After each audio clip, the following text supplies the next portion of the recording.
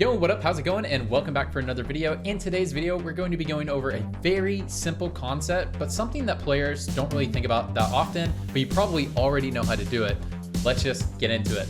Here we are. So what we're going to be talking about today is flexing your frontline options. Now, what I said in the intro was you're probably already doing this stuff. You're probably already thinking about this stuff, but you probably don't think about it enough with your frontline. So you guys, if you play flex play at all, you are familiar with the concept of your items that you build early game and your augments will tell you what carries are viable for you to play in that game for the most part.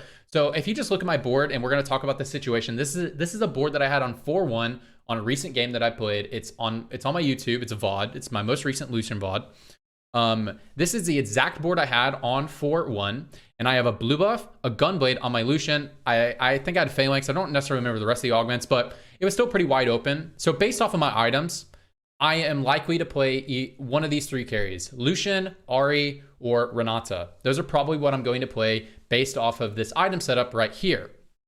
Now, in this game, I actually committed to Lucian.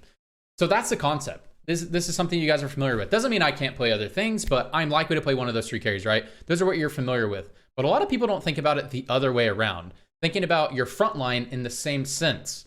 So, and the reason why that's not as common is because front lines aren't like item dependent most of the time. You just throw tank items on tanks. It's not a big deal. That's most of the time. There are certain tanks that require certain tank items to be more effective, but for the most part, you just build tank items and you put them on tanks, so it's not a big deal. It is better to think more about your carries, just to the nature of this game of bench space and the amount of times you have them in between rounds. It is better to think about your carries. But what I want to talk about in this game is the scenarios in which you actually hit your carry, but you don't hit your front line, which is just as often as not hitting your carry. It's just as often to not hit your ideal front line that you want. And so that's the scenario we're going to talk about today. That's what we're going to talk about. So in this scenario, this is the exact board I had on 4-1. I'm committed to Lucian. I've already hit a Lucian 2. All these blue hues around, or gray hues around these characters are upgraded units. So all of these units are upgraded. Senna is my only unupgraded unit. This is the scenario I'm in, and I'm playing for a Lucian 3. My win condition in this composition, if you guys don't play a lot of Lucian, the win condition for Lucian comps is a Lucian 3 with a side carry. So you either need a Corki 3, a Gangplank 3, or you need a Jinx 2-star. That is typically how you first place with this composition. And so this scenario I'm in, I'm committed to my backline. This is my backline. Now, my front line is flexible. I already have an upgraded Leona, who is a very, very, very good frontliner. And so I will keep my Leona. And so, but in this situation, I want to rank my front lines. I don't want to stick with bodyguards. Bodyguards is not my ideal front line. I could end with bodyguards. I totally could end with bodyguards, but I don't want to. And so let's talk about that. So you want to rank your frontline options. So my frontline options this game are Colossus, Bruiser, Bodyguards, Innovators, in that order. So Colossus the best, Bruisers, Bodyguards, Innovators. I'm obviously not going to play Innovators. It is my worst option, and I already have Bodyguards. Now, Bodyguards, I already have an upgraded Bodyguard, already have an upgraded Leona. She is the tankiest Bodyguard I will have for a very long time. So that's why we're playing her. Next option is Bruisers. It is unlikely I'm going to pivot to Bruisers because I have a Leona. And then I have Colossus, which is my next best, which is a better frontline than any other frontline I could run, which is when you run an Alistair, Galio, plus a Braum, so you're technically running Colossus, and Bodyguards. So this is the situation we find ourselves in. And so I want to talk about 2 points here. A lot of players will be in this position, and I actually had an Alistair 1 on my bench already.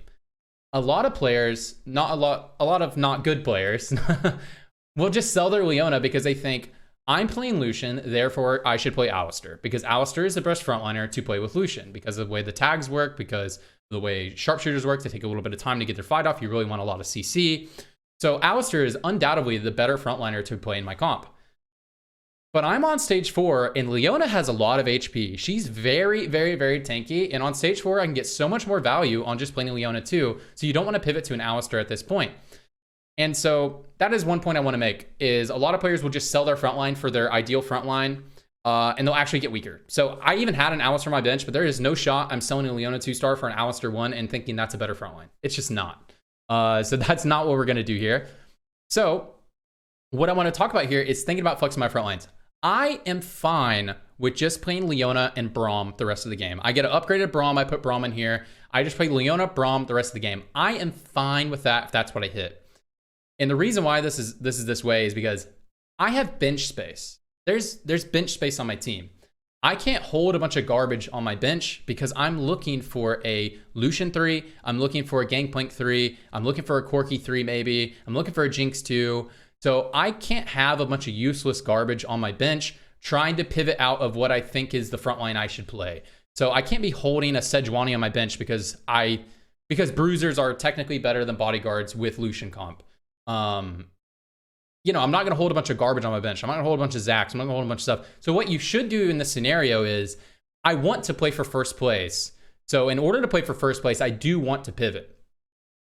So what I will do in this situation is I will be looking for a Braum. I'll be looking for a Vi. I'll be looking for an Alistair. I will not look for any other garbage. And whichever one of those frontliners I hit, if I hit a 2-star version of any of those frontliners, that is going to be the front line I will play for at least the early parts of late game. Remember, I'm on stage 4 here, so that'll be the front line that I'm going to end up playing, and hopefully I can get to my ideal front line later. So the point is, it's fine running a unconventional front line than running what the best front line is. A lot of times people just get weaker because they think that they need to play whatever the cookie cutter comp they should be playing. I have played so many games of last set of playing Bruiser Jhin. That is not a composition. Bruiser Jhin is absolutely not a composition, but I turned so many 6th place games into 3rd place games or 2nd place games because I didn't just sit there and try to hit Braum the rest of the game because, you know, you should play Innovators or Bodyguards with Jhin. Most of the time, it is a better composition to play with Jhin in set. I'm talking about set 6. Bruisers are not good to play with Jhin in set 6. So if I spent the whole game just trying to hit my Braum, I'd waste so much gold, I'd waste so much time, and if I didn't even look to upgrade my current front line, then I'd probably lose tons of rounds in bot 4. And this happened to me so much in the past, and just doing this now has helped me out so much. So what actually happened in this game, I'll tell you what actually happened in this game. I actually hit a Braum 2-star and an Alistair 2-star. I actually got pretty lucky, and I hit both of them around the same time. So what I ended up doing is I just dropped this little rat over here. I dropped Senna, and I dropped this rat over here, and I played Alistair, and I played Braum. I left the tank items on my Leona, and I ended up with this board, with my ideal board. I actually ended up with my ideal board this game. And the way that I was able to end up with this ideal board is a few things. One, I got lucky, right? You know, I had to hit the units. But the reason why I was able to hold these units on my bench is because I wasn't looking for that garbage. I wasn't thinking that I was perfectly fine with just playing bodyguards and taking a 3rd place. The whole game, I was fine with that outcome. And so I didn't think about like trying to hold a bunch of useless garbage like Sejuani and Zac on my bench to try to pivot to a slightly better front line because that's what, you know, someone who made a Lucian guide told me to do. Maybe it was me, who knows? But that's the point I'm trying to make here. I was able to first place this game because of that. Because I didn't hold garbage, I just hit the Alistair, hit the Braum. I got lucky that I hit these two, and I was able to play this, and that's how I was able to first place. But the reason why I was able to even get into top 4 in the first place was because I didn't sell my Leona, I didn't panic, I didn't try to pivot to Alistair, I didn't try to hold a bunch of Sejuanis on my bench and have to sell extra Lucians or extra Gangplanks I was holding, or sell the Jinx that I hit, or anything like that. So that's how this turned into first place. Now, I did high roll this game to hit my eventual frontline, but I just wanted to show the logic and how I got to this. And this is a repeatable thing you can do in your games, turning 8th places into 6th places, turning 6th into 4ths, turning 4ths into 1st, just being willing to play the non-conventional front line. And if you have to play that the whole game and that gets you top 4, then boy, we got a top 4. And if that means you just have to play that for stage 4, play it for stage 5, and then eventually get to the front line you really, really, really want, then that's a way that you can first place. That is a path to first place, and that is actually some very high level gameplay right there. Very, very, very simple concept, but to actually implement it in most of your games is somewhat difficult to do because you can get dizzy. And remember, it is much more important to think about hitting your carries more than it is frontline. Frontline is a lot more flexible, so it is more important to think about your carries. But if you end up hitting carries and you haven't hit your frontline, it's very important to really start to think about front lines the same way you think about carries, ranking them in order that you want to play in terms of optimal to least optimal, and then working your way to get to those in a very smart way that doesn't make you hold a bunch of useless garbage on your bench and hurt your win condition. Anyways, that's gonna be it for the video today. Hope you guys learned a lot. If you did, please like the video. Helps me out so much. Helps me out so much on YouTube. You don't even know. So if you guys want more of me, I stream at twitch.tv/tradingtft. I stream there on weekdays. I'm taking a break next week. But I do stream on weekdays. Typically, I stream a little bit of TFT right now, playing some other games, just kind of a set 7 waiting room, that type of vibe, you know what I'm saying? So if you guys want to catch me there, you can. And I post pretty much every day on Twitter at twitter.com/tradingtft. All the links will be in the pinned comment below.